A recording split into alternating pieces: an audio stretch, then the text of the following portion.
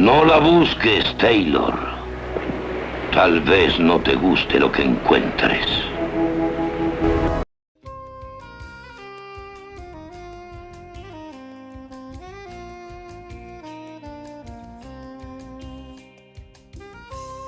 Hola, esto es La Mágica Historia.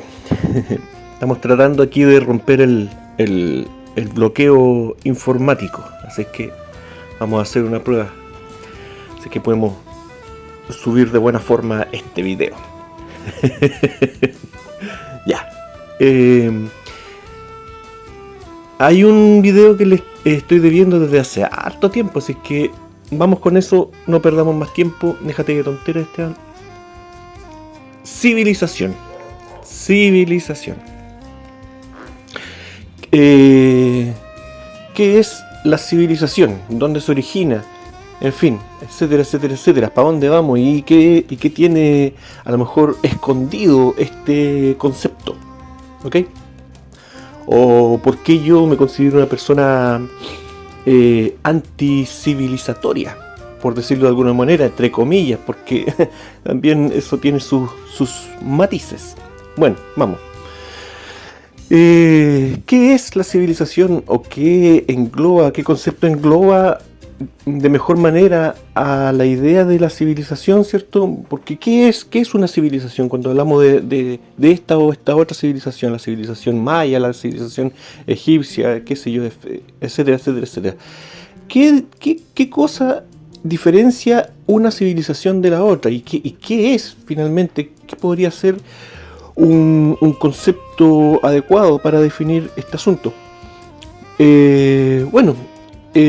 Esto se puede tomar de distintas maneras, ¿cierto? Civilización puede estar asociada a una cultura, y la cultura también está asociada en gran parte al idioma, a la escritura, en fin, etcétera, etcétera, etcétera. Se puede ver de distintas maneras, pero hay como un consenso de que la civilización, tanto por el propio nombre, por la propia palabra, digamos,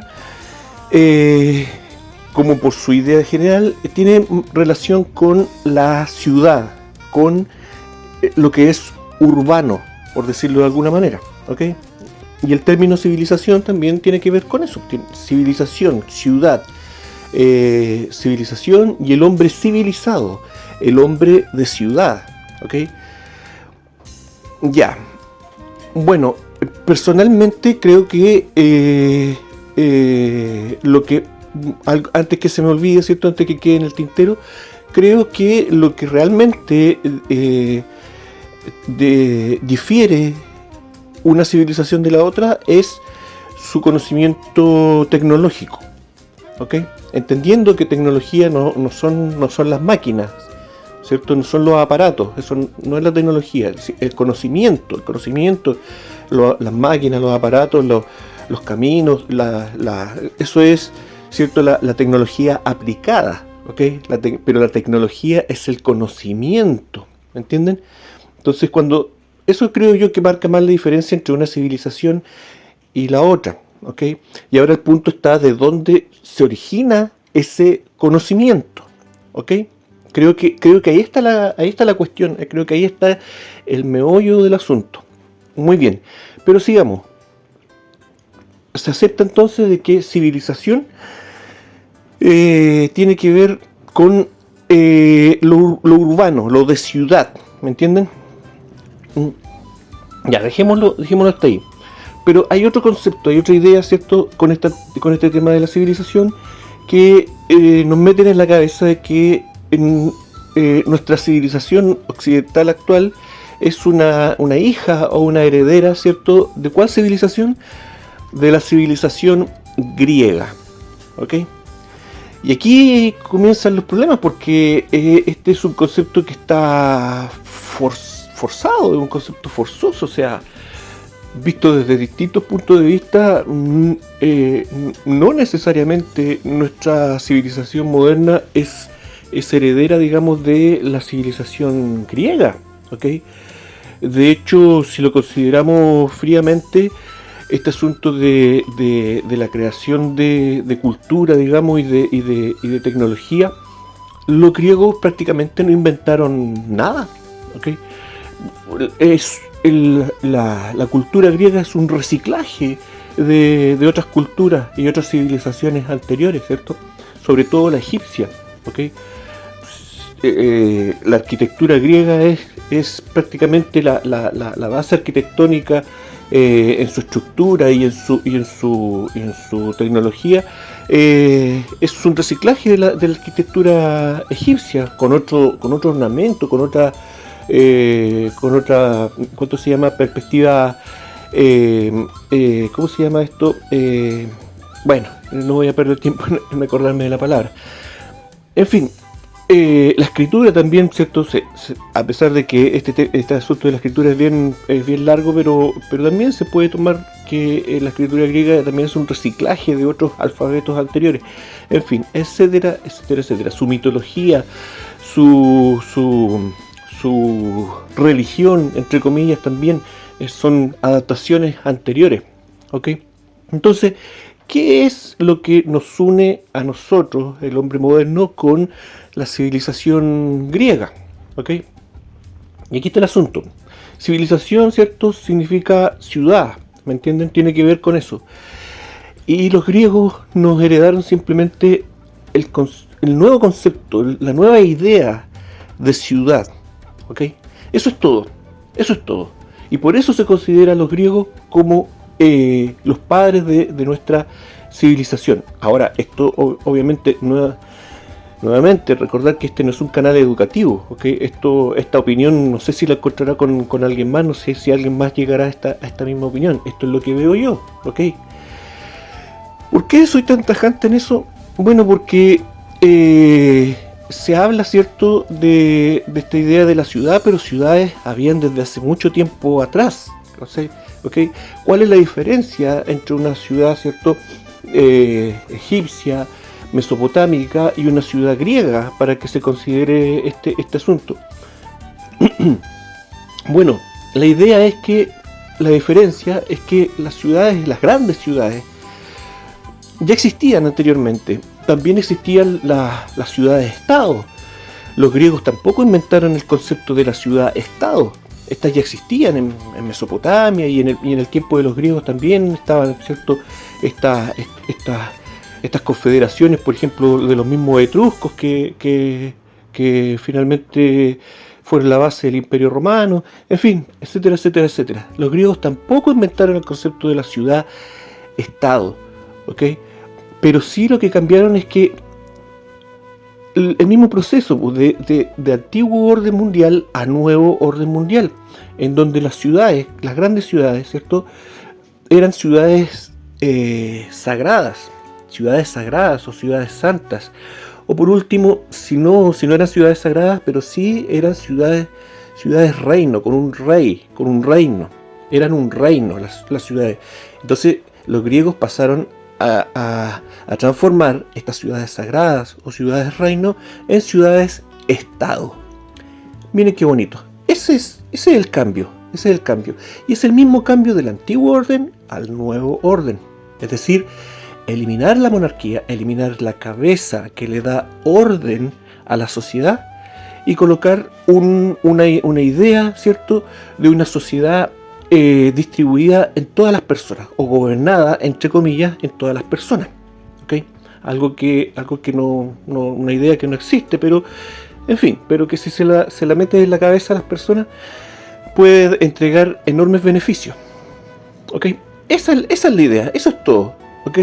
Se pasa de un antiguo orden a un nuevo orden. Entonces los griegos comienzan a organizar este tema de el ciudadano, el hombre, la ciudad-estado, ¿cierto? La ciudad-estado, ya lo vimos, ¿cierto? Algo estático. Y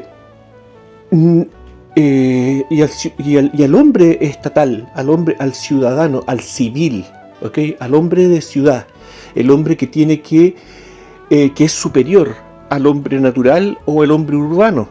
Comienzan ideas, ¿cierto?, clasistas en este asunto. Y de división entre las personas, entre la calidad de las personas en distintos niveles.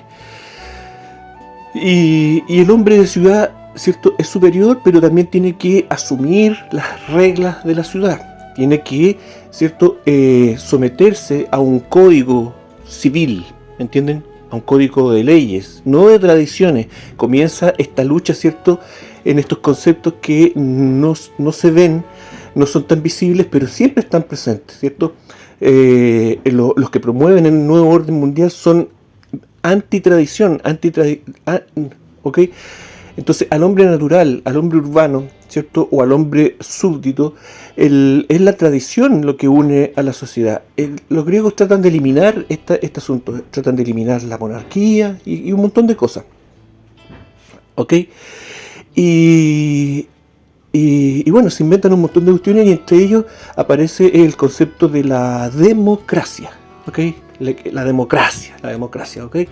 Tan sobreactuada, tan sobrevalorada, en fin.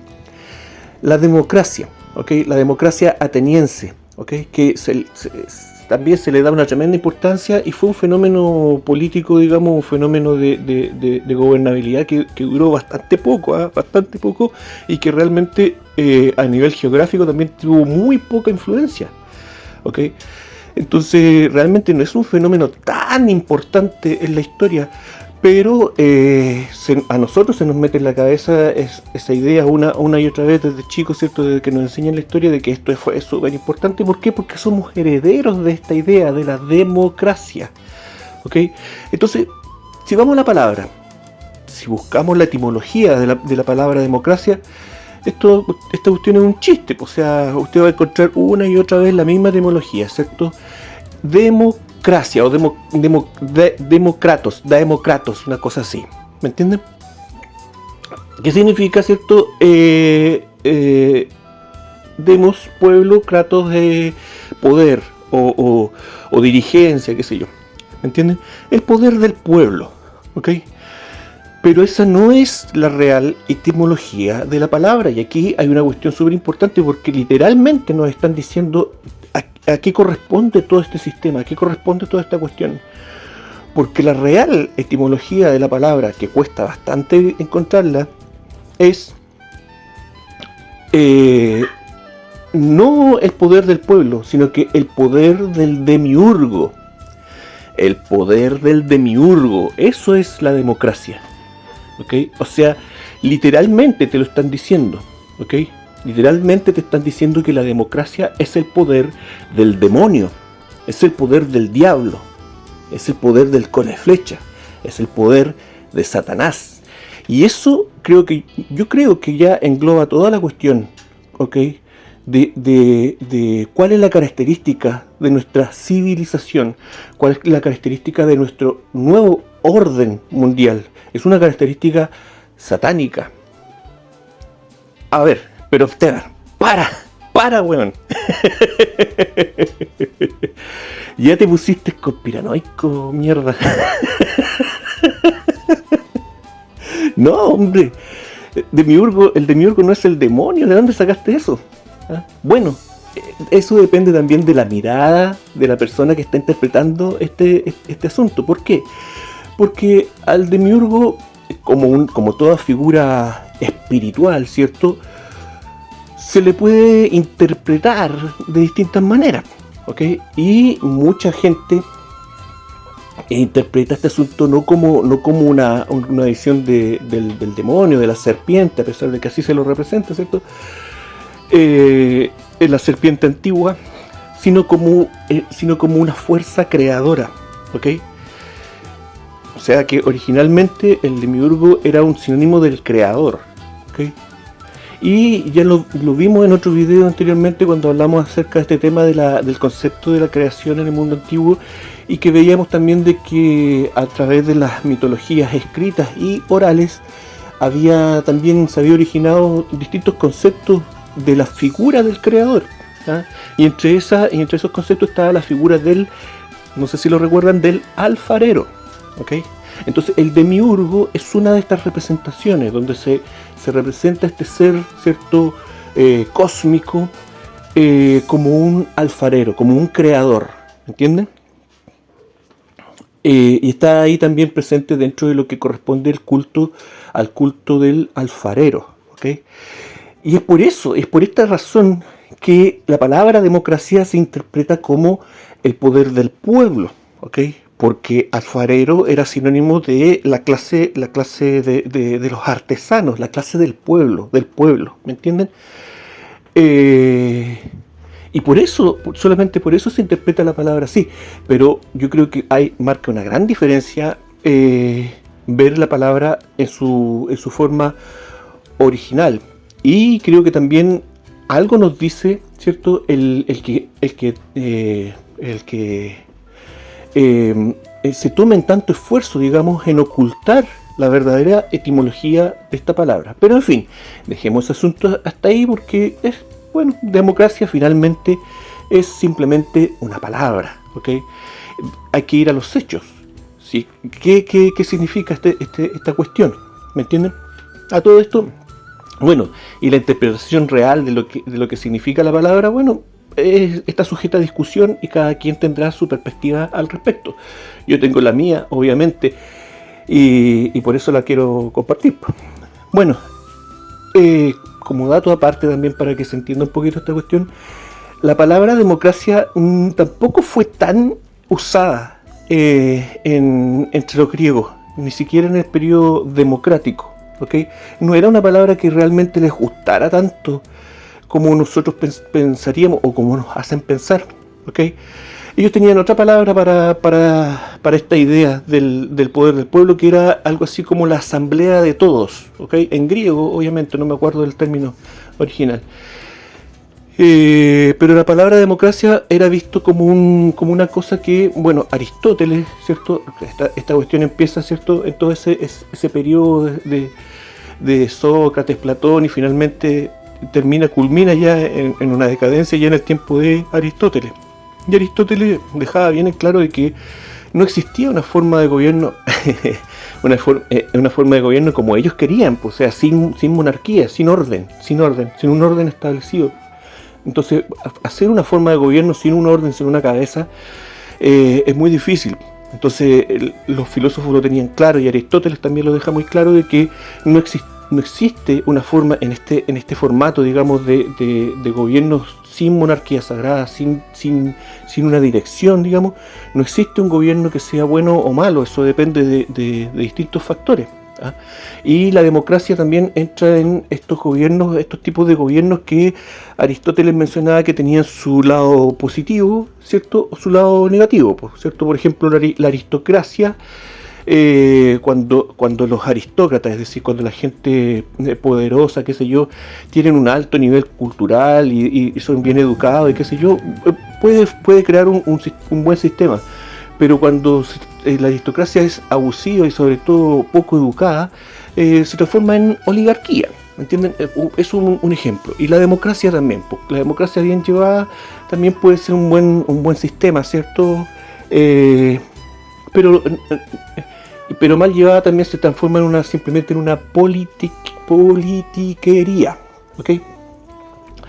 Pero bueno, el asunto es ese, que sin orden, esto también yo creo que es importante tenerlo presente, que sin un orden real, un orden que vaya en concordancia con el orden natural de las cosas, es decir, una monarquía sagrada, no es posible que ningún sistema de gobierno dure eternamente. Todos los sistemas se corrompen por lo mismo, porque no hay una cabeza, no existe un orden, ¿me entienden?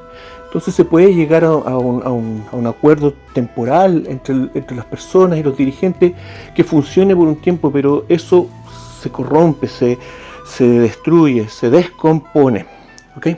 Bueno, entonces los griegos en esta aventura, ¿cierto?, de eliminar a los reyes, ¿cierto?, y convertir a las ciudades sagradas en ciudades-estados, ¿cierto?, en pequeños países, tuvieron que cambiar un montón de ideas, un montón de cosas, ¿ah? Entre ellos el hacer la diferencia entre lo que es el hombre natural, ¿cierto? El hombre silvestre, por decirlo de alguna manera, ¿cierto? Con toda su humanidad natural, ¿cierto? Sus cosas buenas, sus cosas malas, Los griegos hacían más énfasis en las cosas malas que en las buenas, ¿cierto? Que había una parte, se exacerbaba ahí la parte animalesca del hombre. Mientras tanto, el ciudadano, el hombre de ciudad, iba eliminando eso.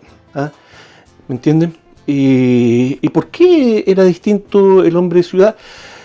Bueno, aquí también surge otro concepto, ¿cierto? Que marca la diferencia, y es el concepto de la economía, ¿cierto? Economía, ¿cierto? La administración de la casa, como un concepto, ¿me entienden? Como la palabra.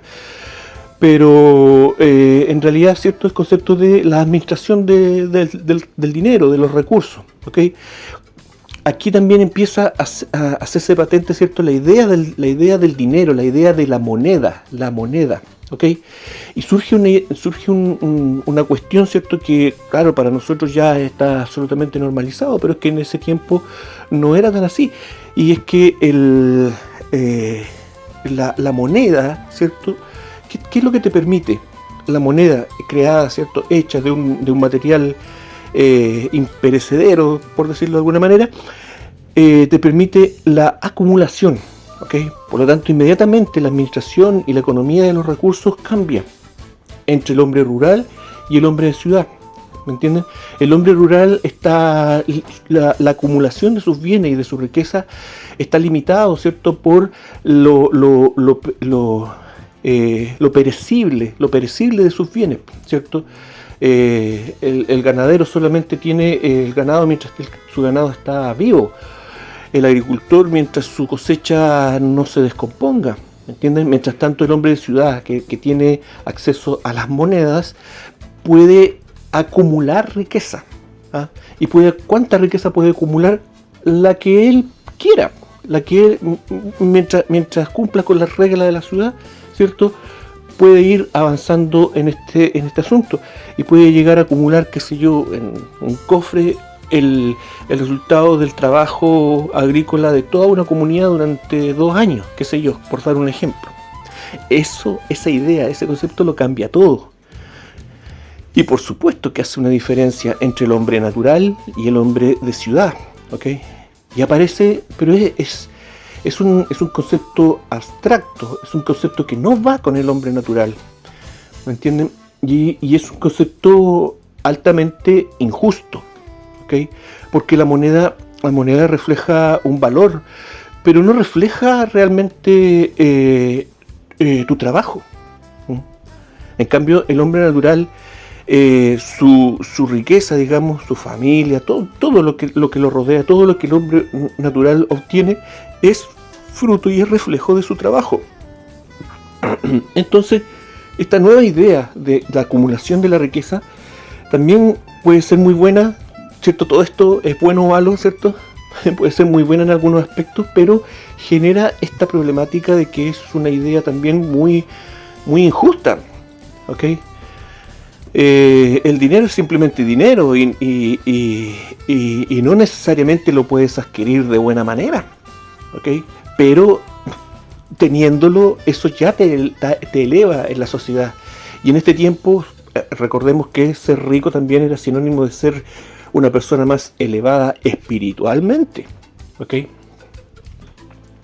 Entonces, surge obviamente toda una filosofía y toda una política para justificar esta idea como sea, ¿entienden? Y surgen un montón de ideas, no es la clasista, no es la palabra, bueno, discúlpenme, de división entre las personas, ¿okay? Primero con los esclavos, ¿okay? Conversábamos en otro video anteriormente de que la idea de la esclavitud en la antigüedad es muy probable que haya sido muy distinta de la idea que nos venden ahora, de que el esclavo realmente no era una persona tan sometida o digamos o vista como una persona tan inferior, ¿okay? Pero los griegos tenían este problema de hacer la diferencia de quién tiene derecho a acumular riqueza, y obviamente los esclavos no tienen ese derecho, y para dejar bien en claro ese asunto tenían que hacer énfasis en que el esclavo era un ser humano, pero era un ser humano inferior, ¿okay? Entonces comienzan a establecer un montón de... Esto usted lo puede revisar, qué sé yo, en la filosofía clásica, hay videos en YouTube, etcétera. Entonces se comienza a hacer estas divisiones. Primero, el hombre natural, ¿cierto?, es un hombre inferior, es un hombre animalesco. El hombre rural también es un hombre inferior porque es un hombre que está sometido a su economía de subsistencia. ¿Okay? Por lo tanto, es un hombre que vive para trabajar, vive para sobrevivir. ¿Okay? Y eso no es el ideal del ser humano, ¿cierto? No, el ser humano está hecho para otras cosas. ¿Okay? Pero tenemos que hacer la diferencia de que no es lo mismo hay seres humanos y seres humanos, ¿me entienden? Y dentro de la ciudad, ¿cierto?, los esclavos obviamente no tienen derecho a esta cuestión, a esta elevación que permite la acumulación de riqueza, porque la acumulación de riqueza, esta era la idea, ¿cierto?, era el concepto de que acumular riqueza te permite gobernar tu tiempo, ¿ok? Ya no necesitas estar atado, encadenado a una actividad agrícola, ganadera, ¿cierto?, que te va a demandar todo tu tiempo, todo, ¿me entienden? No, ahora puedes hacer otras cosas. Y esta misma idea que está presente, por ejemplo, actualmente en este asunto de la teoría sueca del amor, ¿ok? Que si al hombre, si al ciudadano se le entregan ciertas ayudas, y se le permite desapegarse de ciertas responsabilidades, por ejemplo, como la familia, esa persona se eleva espiritualmente, puede desarrollar un montón de capacidades y actitudes, pero lo vimos cuando comentamos ese asunto que eso realmente no pasa. Y con los griegos pasó lo mismo, ¿ok? Toda esta justificación de estas diferencias no duran en el tiempo. Okay. Los que pretenden justificar de que son superiores a los demás, que son superiores también, las mujeres también eran inferiores, ¿cierto? Tampoco podían acumular riqueza, tampoco podían votar, en fin, etcétera, etcétera. Eran vistas como seres humanos, pero como hermanas menores, ¿entiendes? Nunca como una persona, nunca como un ser humano adulto, ¿entienden? En fin, etcétera, etcétera. Se empezaban a buscar ahí, como les digo, excusas para hacer estas diferencias, pero el problema es que el que hace las diferencias también tiene que demostrar de que vale él, ¿cierto?, de que tiene la capacidad, ¿cierto?, de llevar esta diferencia. Pero no es así. ¿Qué pasa con el ser humano cuando tiene tiempo libre y dinero para gastar? Generalmente no lo utiliza para ir al museo a educarse, no lo utiliza para comprar libros, lo utiliza para cosas bajas, ¿ok? Y eso fue lo que pasó también en Grecia, por eso la democracia también duró tan poco, ¿ok? Se pervirtió el sistema rápidamente, ¿ok? Y aquí, bueno, los griegos dijeron, Houston, tenemos un problema, ¿qué podemos hacer aquí? La búsqueda, ¿cierto? Estaba este concepto de la búsqueda de la felicidad, de la plenitud, ¿me entienden? Y todo se fue al carajo por el comportamiento de la clase alta. Chuta, ¿qué podemos hacer? ¿Qué es lo que falta aquí? Cometimos un error, ¿me entienden? Claro, se dieron cuenta de que eliminar a la monarquía, eliminar a la cabeza que dirige a las personas, es un error, siempre va a ser un error. Pero ya no podían dar vuelta atrás. ¿Qué podían hacer? Y se les ocurrió compartimentar la ciudad, ¿ok?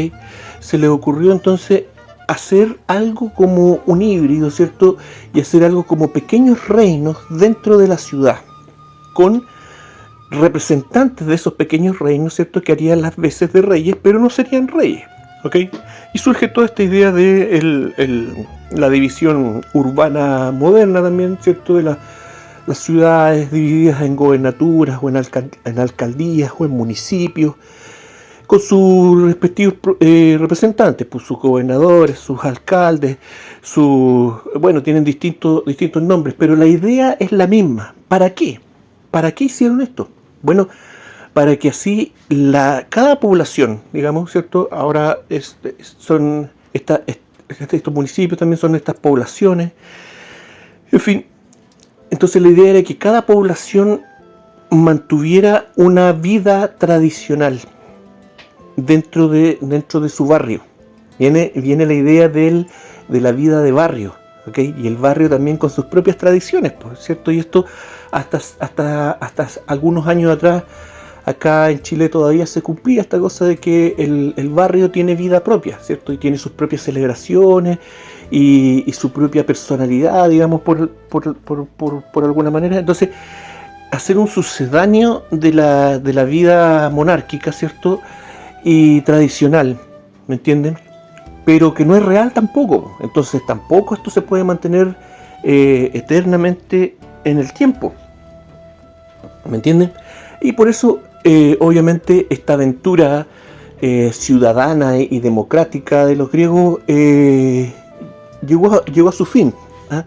Y los magos tuvieron que buscar por otro lado, pues, inventando ya después la red pública, ¿cierto? Ya no el dejar un poquito atrás el concepto de la ciudad-estado, que hasta el día de hoy igual se mantiene, ¿eh? Se mantiene, aunque obviamente no con un código legal de ciudad en ciudad, pero la estructura urbana, digamos, en las grandes metrópolis todavía funciona esta idea de la ciudad-estado griega, ¿okay?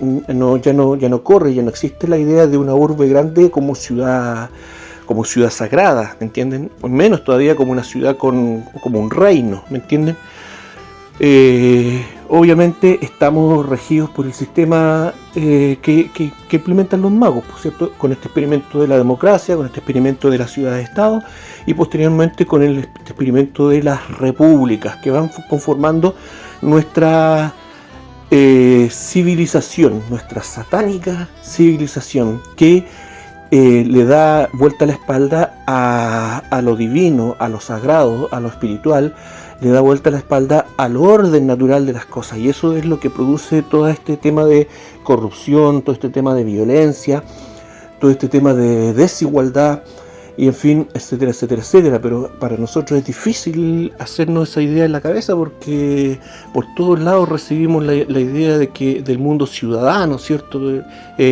Hoy en día acá en Chile esa discusión, ese pleito está más fuerte, digamos, que nunca. O sea, en los dos proyectos de constitución, ¿cierto?, satánica que trataron de implementarnos, venía esta idea, ¿cierto?, de ir dejando las tradiciones atrás, de ir dejando la idea de nación o pueblo atrás, ¿cierto?, para darle importancia a la idea del ciudadano, ¿ok? Es decir, el hombre que busca ser feliz y que cumpliendo las leyes, ¿cierto?, de la ciudad-estado, de tu estado, cumpliendo las leyes estatales,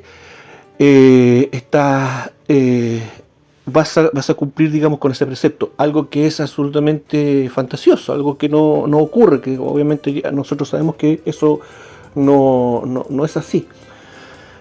Pero bueno, esa es la idea. Ahora bien, el otro asunto es un poquito, así un barniz nomás para empezar a cachar cómo era esta idea, ¿cierto?, de esta organización. Hay un montón de otras cosas, ¿cierto?, de otros detalles, pero en fin, el asunto es que como dijimos al principio, creo que en este tema de la civilización, ¿cierto?, que se discute, ¿cierto?, si la civilización realmente es buena o mala. Claro, la civilización puede ser mejor de acuerdo a las personas que la llevan a cabo, de acuerdo a las personas que viven un momento y un lugar determinado, ¿cierto? Obviamente las personas podemos ser muy buenas o muy malas de acuerdo a cómo se nos guíe, ¿me entienden? Y claro, pues la civilización, siempre va a estar la discusión si realmente la civilización es buena o es mala. Qué sé yo, la civilización romana hizo un montón de cosas, ¿cierto?, por Europa, llevó Europa a la época clásica, ¿cierto?, a un nivel de estética y de urbanismo así como nunca se había visto. Pero al mismo tiempo otras personas dirán, no, el Imperio Romano simplemente fue una bestia que masacró y tiranizó un montón de pueblos, en fin, etcétera, etcétera, etcétera. Esa discusión siempre va a estar, ¿entienden? Pero el tema es, aquí lo que nunca se trata es que ¿por qué ninguna civilización sobrevive y por qué este estado de bienestar no es permanente en las civilizaciones? Todo lo contrario. menciónenme la civilización que sea de acuerdo a esta idea de los magos, ¿sí, po? ¿Me entiendes? Y usted se dará cuenta de que el nivel de felicidad realmente que alcanzan las personas no es tan alto, no es tan así, ¿me entiendes? Entonces creo que aquí una de las ideas importantes es saber de que la civilización moderna, como la conocemos hoy en día, ¿cierto? La civilización estatal, democrática, republicana, ¿me entienden? Está basado en una ausencia de orden, ¿me entienden? El nuevo orden mundial, que no es un nuevo orden, lo hemos hablado otras veces, ¿cierto? Sino que es la ausencia de orden. No puede haber orden. No existe el poder del pueblo, no existe la democracia etimológicamente hablando, ¿cierto? No existe ni en el origen de la palabra, ni tampoco en su desarrollo, ¿ok? No existe el poder del pueblo. Esa es una fantasía, ¿ok? Lo que existe es un vacío, ¿ah? Y un vacío que los hombres poderosos o los distintos poderes políticos se lo van a pelear con diente y uña, y para eso van a hacer lo que sea, ¿ok? Y van a tiranizar al pueblo cada vez que tengan la oportunidad de hacerlo. Y sobre todo, este sistema nunca fue pensado para el bienestar de las personas, de todas las personas, porque esto es un sistema que nace haciendo divisiones estructurales entre las personas, nace, ¿cierto?, colocando a unos sobre otros, ¿me entienden? Entonces la democracia ateniense hay que tomar en cuenta también de que era llevada también por una casta política que tenía un nombre en griego, no me acuerdo, pero lo voy a colocar seguramente, y que por lo tanto no se veía reflejado este asunto, esta idea del poder del pueblo, ¿ok? Y esta casta política, la palabra quiere decir algo así como los hijos de papito, los hijos de bien, los que nacieron bien, ¿me entienden? No me acuerdo cómo es realmente pero la idea es esa, una casta política de personas que ya nacen superiores a otras, ¿me entienden? Entonces, nuestro sistema, nuestra civilización moderna nunca fue pensado en un concepto de bienestar para todos, ¿ok? Que es un concepto que sí existe en la monarquía sagrada. Pero ¿cómo, hombre? Ya estáis con tu fanatismo, o sea, tú estás rayado con este tema de la monarquía sagrada, ya aburres, pues Esteban, aburres, hombre. ¿Ah?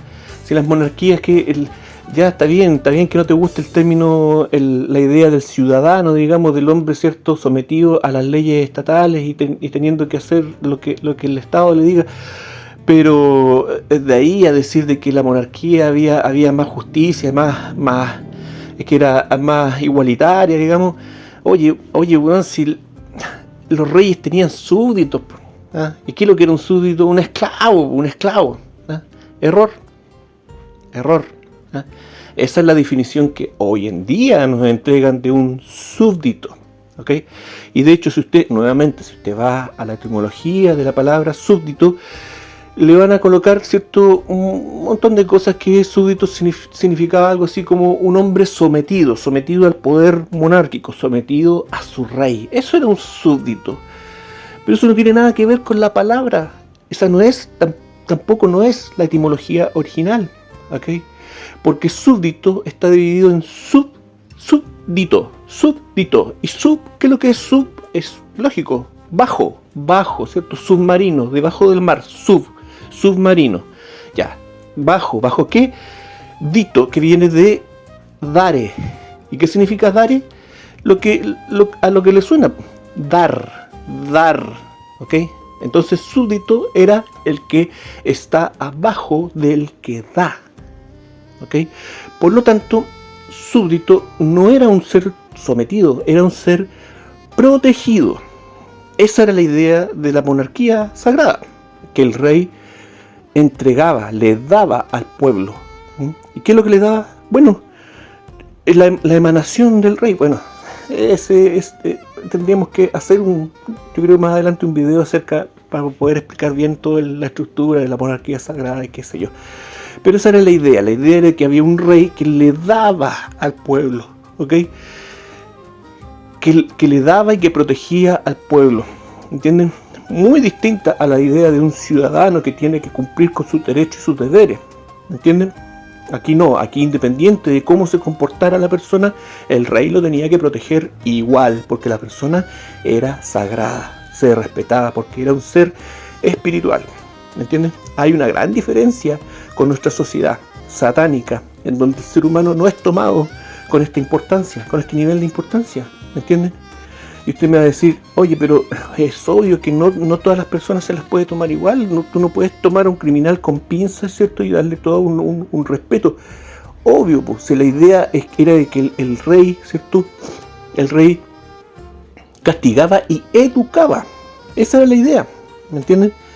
Para evitar de que el ser humano llegara a lo que se ha convertido hoy en día nuestra sociedad, con, qué sé yo, con una juventud y una masa, ¿cierto? Un pueblo absolutamente idiotizado, ¿ok? Y lo vimos también, ¿cierto? En nuestra despertar, mal llamado despertar social, ¿cierto? Recién vi un video, ¿cierto? De esos días, en donde un tipo, dijeron que era un venezolano, no sé si sería venezolano o no, pero un tipo llega con un camión tolva con piedras a la plaza de Baquedano y levanta la tolva y bota todas las piedras y los jóvenes, los cabros, se tiran, ¿cierto? Como perros amaestrados a recoger todas las piedras, ¿cierto? Para destruir todo lo que tuvieran enfrente, ¿entiendes? Llega un tipo con un camión con piedras, o sea, con un camión con municiones. Me van a decir de que todas estas acciones, ¿cierto? Son espontáneas, son manifestaciones espontáneas de la gente. Y lo peor de todo, ¿cierto? Utilizan a nuestra juventud, la idiotizan, ¿cierto? Para que se comporten como animales, ¿ok? Para poder hacer la diferencia entre unos y otros. De eso se trata esta sociedad, de hacer una diferencia. ¿Para qué? ¿Pero para qué? Para poder abusar, para poder ejercer una tiranía, ¿cierto? Entonces se trata de idiotizar al pueblo, idiotizar a la masa, para que ésta no sea, ¿cómo se llama? No sea merecedora de algo más, ¿entienden? Y que se merezca el trato que nuestra sociedad abusiva nos ejerce, ¿ok? Bueno, ahí hay un montón de conceptos y de ideas también, la misma idea de esta idea del mérito, ¿cierto? Que ya hemos hablado en otras ocasiones también. Y que el mérito o la oportunidad que está tan presente, ¿cierto? En el mundo capitalista también, ¿cierto?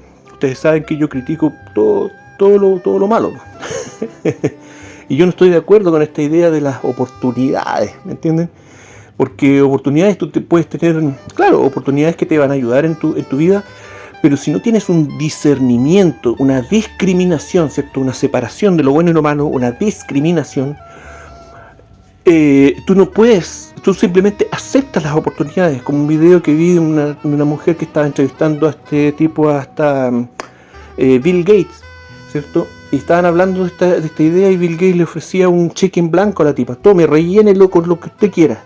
Y la periodista se lo rechazó. Entonces le dijo: ve, así me hice rico yo. Esa es la diferencia entre usted y yo. Usted no sabe aprovechar sus oportunidades, yo sí, ¿me entienden? Ese es un concepto muy básico, muy reptiliano, muy de reptil, pero refleja muy bien la idea de esta civilización moderna, ¿cierto? Una idea en donde las personas se transforman en verdaderos depredadores que quieren obtener su premio para ir acumulando poder y riqueza, ¿me entiendes? Sin discernimiento, sin discriminación, ¿me entienden? Entonces se te presentan oportunidades, claro, un montón de oportunidades, pero hay oportunidades y oportunidades, ¿cierto? Lo que la religión habla como tentaciones, es decir, oportunidades que te llevan a degradarte a ti mismo, ¿cierto? Que te llevan al camino del mal, que te llevan a pecar, a desviarte del camino. ¿Ah? Esas no son oportunidades, esas son trampas, esas son obstáculos que realmente te van a afectar. Más adelante te degradan, bajan tu moralidad, ¿me entiendes? Entonces, no basta con esta idea de la oportunidad, y por eso es que yo en otro video, ¿cierto? Cuando hablábamos de esta cuestión del mérito, de las oportunidades, hablábamos que es mejor comenzar a pensar en posibilidades, ¿me entienden? Que la oportunidad se transforme realmente en una posibilidad, porque eso incluye la posibilidad, ¿cierto? Incluye el término inmediatamente la idea de pensar, de sopesar lo que estás haciendo. ¿Ah? No piensas en una oportunidad que yo llego y la agarro nomás, si es que puedo. Entonces, si es que puedo, llego y me como la comida del de al lado. No, pues tú piensas en la posibilidad de hacerlo. ¿Ah? Tengo hambre, el de al lado tiene un plato de comida, se fue a dar una vuelta, fue al baño, qué sé yo. ¿Tengo posibilidad de comerme el plato de mi prójimo? ¿Ah? ¿Tengo esa posibilidad realmente? ¿Voy a tener alguna consecuencia? ¿Puedo asumir la consecuencia de lo que voy a hacer? ¿Me entienden? Entonces, en estas pequeñas cosas que las pasamos por alto, que pareciera que no significan nada, pero que en realidad son muy importantes en la creación de nuestra civilización, porque finalmente cada civilización se construye a partir de las personas, ¿me entienden? Y los problemas de una sociedad, ¿cierto? Los problemas generalizados de la sociedad, finalmente, ¿cierto? Todos le echamos la culpa, lo que está pasando, por ejemplo, ahora en Chile, todos le echamos la culpa al gobierno, al Boris, qué sé yo. Pero muchos de nuestros problemas se mejorarían, ¿cierto? Si nosotros también nos autogobernáramos, ¿cierto? Fuéramos reyes de nuestro cuerpo, de nuestra mente y nuestra alma, para poder aportar con nuestro granito de arena, aunque sea a través del ejemplo. Y no importa, eres uno, pero no importa, es otro por otro lado llegará al mismo estado de conciencia y se armará, ¿cierto? Toda una vuelta de energía, ¿me entiendes? Que sirve mucho. El problema es que nos convencen de que eso no sirve de nada, ¿me entiendes? Pero ahí está la idea, ¿ya? Ahí está la idea de la civilización, ¿cierto? Y el otro punto, para terminar, para este asunto que les dije en un comienzo, de que para mí personalmente la idea de la diferencia entre una civilización y otra era la tecnología, ¿ok?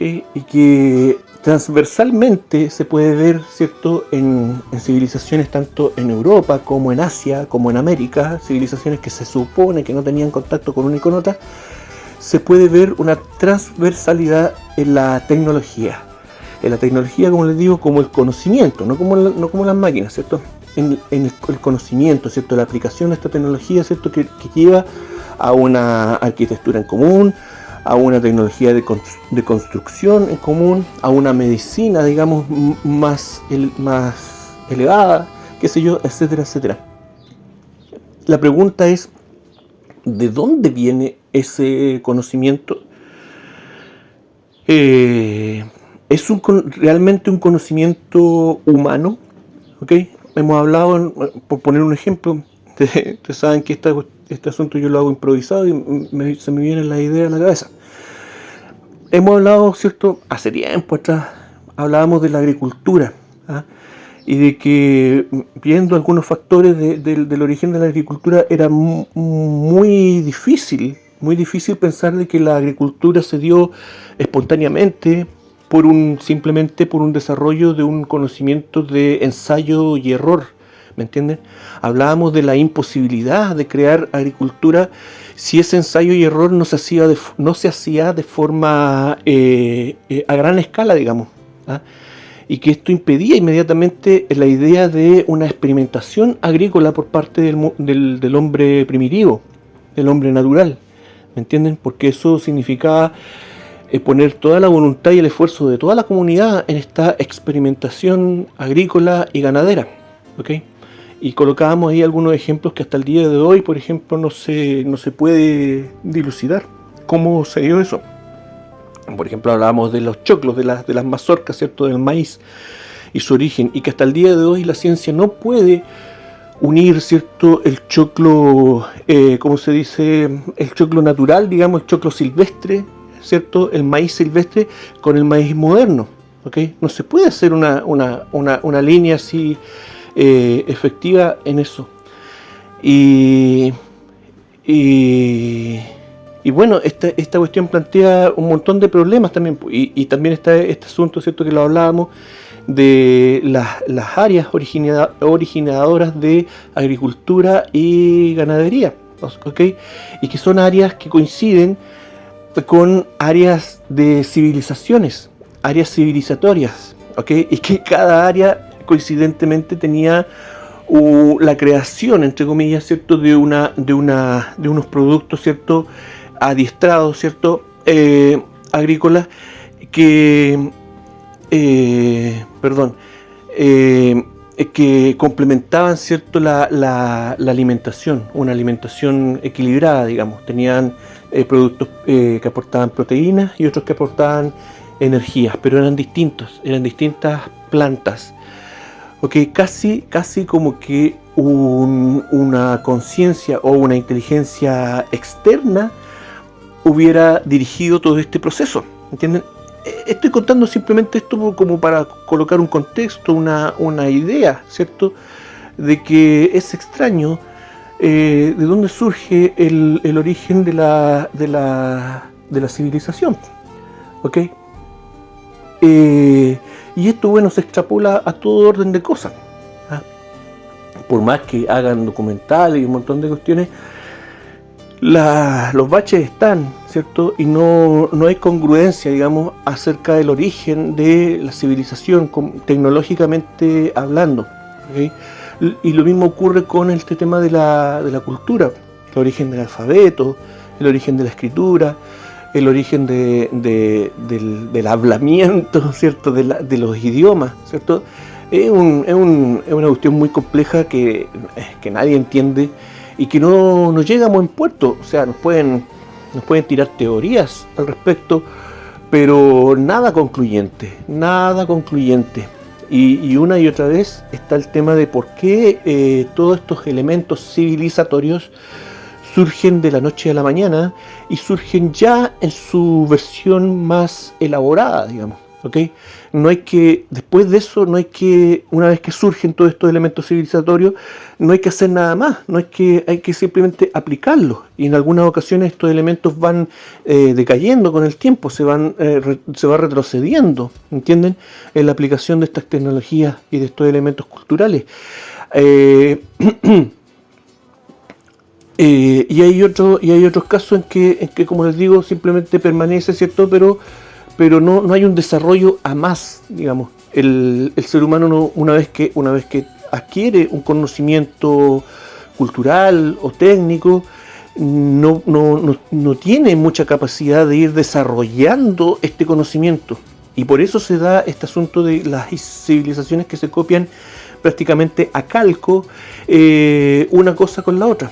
Y llegamos a esta idea, ¿cierto?, de que usted la puede ver. Esta idea, lo que les decía yo, de que los griegos no inventaron nada, porque ya estaba todo, simplemente hacían una versión renovada, ¿cierto?, con otra estética, ¿me entiendes? Con otro ornamento. ¿Ven? Ahí están los gatos los gatos diabólicos. Entonces, bueno, ya creo que se entiende la idea, para que vamos a seguir dando vuelta en lo mismo, ¿cierto? Después simplemente se puede ver más material al respecto, pero como les digo, cómo surge el conocimiento civilizatorio, eso está en entredicho hasta el día de hoy, y por más teorías que nos den, todo es discutible, y es discutible obviamente y justamente porque tiene muchos baches, ¿ok?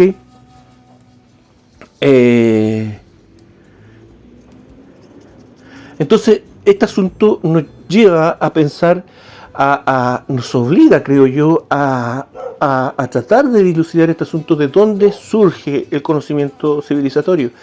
Y aquí viene la cuestión de que también el conocimiento civilizatorio surge de la mano de la religiosidad, surge de la mano de los sacerdotes, ¿ok? Y ahí está la cuestión.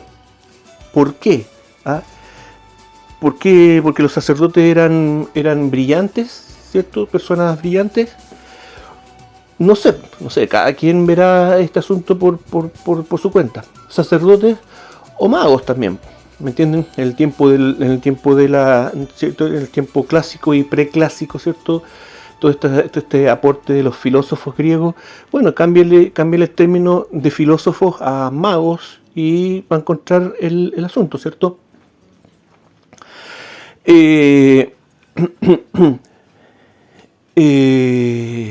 Hay algo ahí, hay algo que conecta ¿cierto? Las líneas espirituales, ¿cierto?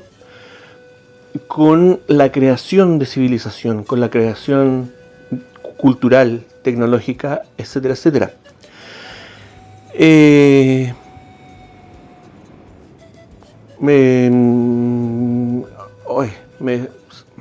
me van la idea, perdón.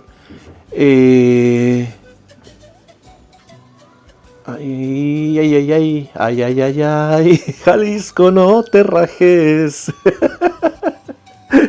se me apagó la luz de la civilización. ¿Eh? La luz de la civilización, mire, ya.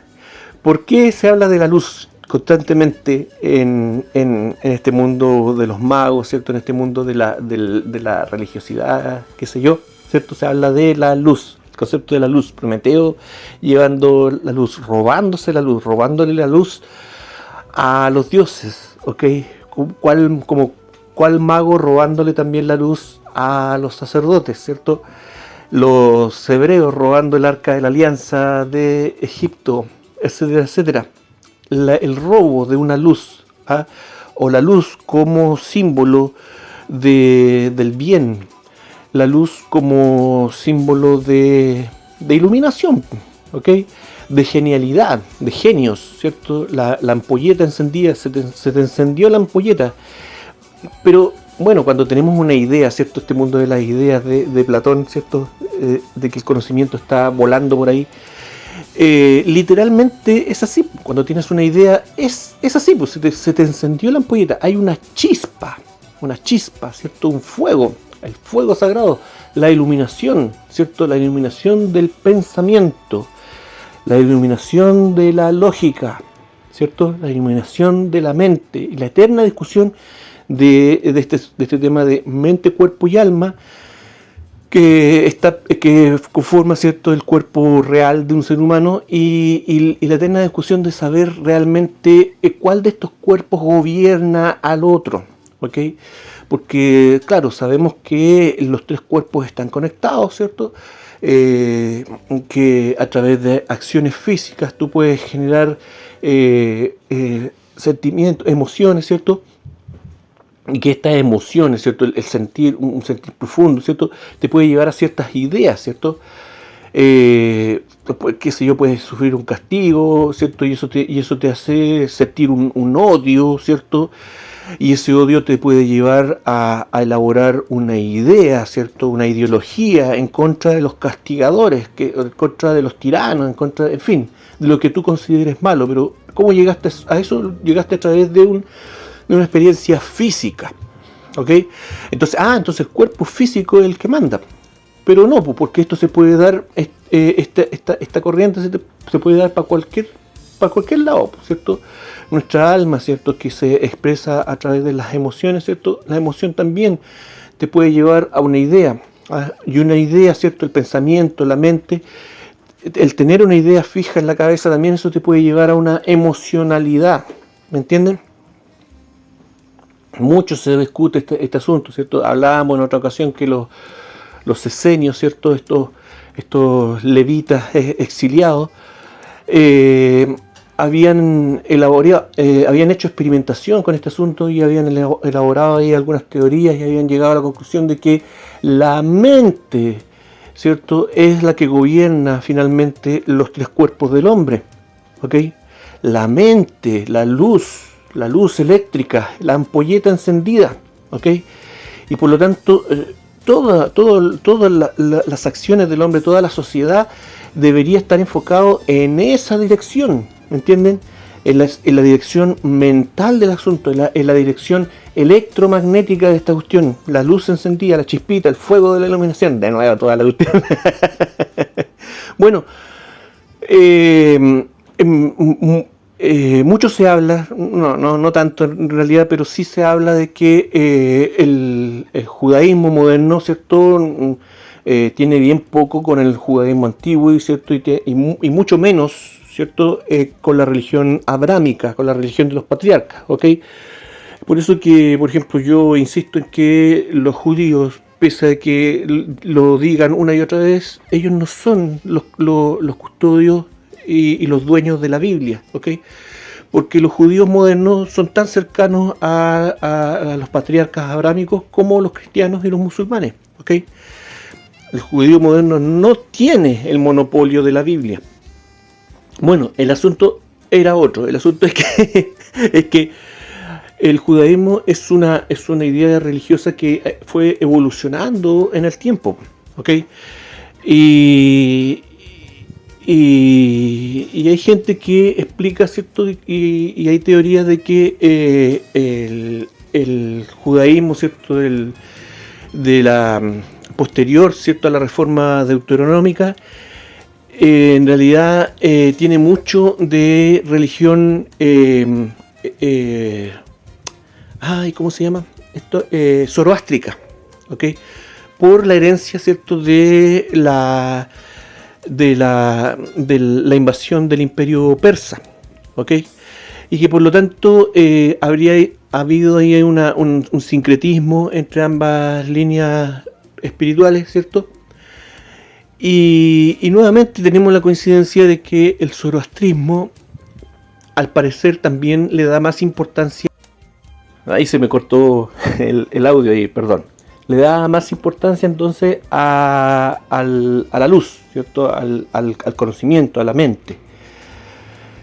Ok, entonces el asunto es que vemos, ¿cierto? Estas corrientes espirituales religiosas donde te enseñan a administrar un poco este tema del conocimiento, de la luz, de la chispita eléctrica, ¿cierto? De este electromagnetismo, ¿no? Como sea, que te genera ideas, ¿me entiendes? Que te genera el pensamiento, que te genera la lógica, ¿cierto? Vamos a ver, de una buena manera, ¿cierto? Para que obtengas buenas cosas tanto para ti como para los demás, como para tu sociedad, ¿me entienden?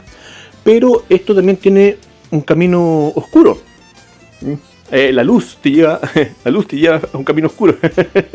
Claro que sí, porque esta idea también está presente en todas las filosofías luciferinas, ¿cierto? Lucifer y sus ángeles, los genios, los genios, ¿cierto? Los brillantes, los shining, ¿cierto? Cuando una persona es inteligente se le dice que es brillante, ¿ok? Un economista, ¿cierto? Un empresario brillante, ¿me entienden? Claro, porque también pues estás usando tu mente, ¿cierto? Pero la puedes utilizar de mala forma, ¿ah? Entonces también puede dar este camino de malos pensamientos, malas palabras, malas acciones, originado todo este mal camino en un mismo combustible, por decirlo de alguna manera, ¿cierto? En un mismo sistema nervioso que funciona de la misma manera con electricidad, ¿entienden? El origen es el mismo, pero el desarrollo y las consecuencias es distinta, ¿ok? Y hablábamos otras veces también este asunto de la biblioteca del diablo, ¿cierto? Y toda esta filosofía satánica del emprendedor, pero el emprendedor de mala manera, el emprendedor egoísta, el emprendedor que no importa el modo, lo que importa son los resultados, ¿ok? El general que no le importa bombardear un área civil, digamos, con tal de lograr los objetivos, ¿ok? En fin, etcétera, etcétera. Un empresario que no le preocupa eliminar una pequeña empresa con tal de obtener los frutos deseados, ¿ok? El fin justifica los medios. Y nace también este tema también en la filosofía clásica, pues en los magos que fueron construyendo la civilización, ¿me entienden? Y que nos hablaban, ¿cierto?, de este tema de la felicidad, de la búsqueda de la felicidad, ¿cierto?, del progreso en vez de la prosperidad, sino en vez de un bienestar, ¿cierto?, en común, en comunidad, ¿cierto? Hablaban de un progreso, ¿me entienden?, de la acumulación. Pues la acumulación es sinónimo de felicidad, ¿me entienden? cuando no es así. ¿Ah? Tú puedes tener mucho, pero sigues siendo infeliz. ¿Y qué te provoca esa infelicidad? Un desequilibrio, ¿cierto? Finalmente, la felicidad llega cuando tú encuentras un equilibrio, ¿cierto? Un orden, ¿cierto? Una concordancia entre ti y el orden natural de las cosas, que nuevamente es un reflejo de la espiritualidad más elevada. Es decir, si nos ponemos bien hippies para tratar de arreglar esta cuestión y ponerla más bonita, tú encuentras la felicidad cuando estás en concordancia con Dios, que es finalmente el que ordena el orden, es un reflejo del orden, pero no un orden tiránico, sino que el orden natural, ¿me entienden? En fin. Y a partir de esta idea, ¿cierto?, de los filósofos de que todo en la espiritualidad la reemplazan por este mundo mental, por este mundo de las ideas, aparece el mundo de la lógica, y junto con la lógica aparecen las logias masonas, ¿cierto? Las logias de los magos, ¿ok? Eso por un lado, pero también hay magos, ¿cierto? Hay maguitos por otros lados. Y los esenios, ¿cierto?, que tuvieron también su herencia en la cábala, ¿ok? Nuevamente vemos ahí el desarrollo, ¿cierto?, de la idea de la mente gobernando al hombre, pero que también puede ser dirigida hacia un buen camino y un mal camino, ¿ok? y surge la cábala también, ¿cierto?, que tiende a administrar todo este conocimiento, y que la cábala en sí, el conocimiento cabalístico, no es ni bueno ni malo, pero ya vemos que se puede usar para una cosa o para la otra, ¿ok? Y un asunto importante es que aquí podemos encontrar finalmente, ¿cierto?, porque la filosofía clásica nos esconde cuál es el origen de estas ideas, cuál es el origen de este conocimiento, ¿cierto? Nos esconden el mundo espiritual, ¿cierto? Y nos venden ahí una cosa así media abstracta, ¿cierto? Pero que finalmente es solamente un concepto mental. Perdón. Y nos esconden, ¿cierto?, el verdadero origen de este conocimiento, de estas ideas. No así en la cábala, ¿ok? En la cábala no se esconde este conocimiento, el origen de este conocimiento, ¿cierto? Y se habla, ¿cierto?, de que es una emanación, ¿cierto?, celestial, que es una emanación de arriba, ¿cierto?, de Dios. Hablan los cabalistas públicamente, pero un poco más en la intimidad, ¿cierto? Yo vi por ahí un video de un curso de cábala, donde el cabalista, ¿cierto?, que dictaba el curso, la primera clase, para dejarle a todo, ¿cierto?, a todo el curso bien claro este asunto, les preguntó, les habló de este conocimiento y todo de este asunto, esta emanación, ¿cierto?, el árbol de la vida, ¿cierto?, que recibe toda esta emanación que viene de arriba, ¿cierto?, a través de las raíces, qué sé yo, el árbol, ¿cierto?, se nutre, en fin, etcétera, etcétera, etcétera. Pero el tipo les dice a la clase, ¿de dónde viene ese conocimiento? ¿De dónde creen ustedes que viene ese conocimiento? Entonces la gente le empieza a responder, de Dios, no. De los ángeles, no. ¿Qué sé yo? De los querubines, qué sé yo. ¿Me entienden? El tipo les dice, no.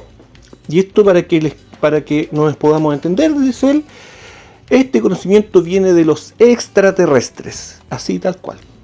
Así se los dijo, ¿me entienden?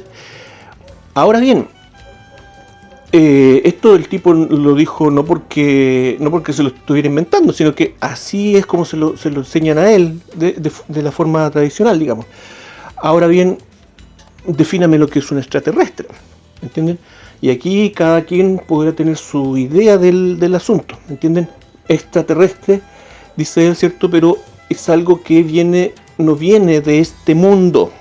¿Quién nos hablaba, ¿cierto?, de que su poder y su conocimiento no era de este mundo? ¿Me entienden? ¿Quién hablaba de eso, cierto? Ya todos saben, ¿cierto? Ahora bien, tenemos que entender nuevamente lo que significaba el mundo para las personas antiguas, ¿ok? Que mundo no era sinónimo de un planeta, ¿ok? Está bien, sí, usted me va a decir, pero ¿sabían que tenían conciencia de que existían planetas? Sí, hablaban de estas estrellitas en el cielo que se comportaban de manera rara, las errantes, ¿cierto? Porque no se comportaban como las demás que estaban en el firmamento, sino que tenían otro comportamiento, ¿cierto? Y surge toda esta descripción del universo, ¿cierto? Del universo entre comillas, ¿cierto? Porque no es la idea, el concepto del universo del astrónomo moderno, con los 9 planetas, digamos, que eran los cuerpos celestes que ellos podían ver a simple vista, ¿me entienden? Pero eso no quiere decir que estas personas supieran lo que eran esos cuerpos celestes, ¿ok? La noción de un planeta como lo tenemos hoy en día no estaba, pues ellos no tenían telescopio ni nada, ¿cierto? No tenían tampoco el programa Cosmos ni a Carl Sagan para que nos mostrara, ¿cierto? Videos en CGI acerca de cómo es un planeta, ¿me entienden? Entonces, planeta y mundo no era lo mismo, ¿ok? Mundo, ¿cierto? Era también lo dijimos en algún momento, mundo era un sinónimo más que nada de la realidad, es decir, de todo lo que podemos observar, es nuestro mundo, qué sé yo, nosotros vivimos en nuestro barrio, y si no tuviéramos internet, si no tuviéramos televisión, qué sé yo, nuestro barrio sería nuestro mundo, nuestra realidad, ¿entienden? Entonces, ahí ya queda a criterio de cada quien, ¿cierto?, de dónde viene este conocimiento civilizatorio, a qué se refiere, ¿cierto?, este tema de que viene de extraterrestres o de seres que no son de este mundo, de nuestro mundo, ¿ok? Obviamente no estoy diciendo que esto sea así, ¿ok? Estoy compartiendo simplemente lo que yo he visto y que me parece que tiene una cierta concordancia, ¿entienden? La interpretación de esto, insisto, es de cada quien. Si quiere mandar todo al carajo y usted tiene una visión humanista de las cosas, en donde el ser humano creó y formó la civilización a partir de la nada o como sea, está bien, cada quien que piense lo que quiera. Si este asunto no es para convencer a nadie, no es para meterle en la cabeza una idea a nadie. Esto es para compartir, ¿cierto? Y para que nos vayamos nutriendo unos con otros, nada más que eso.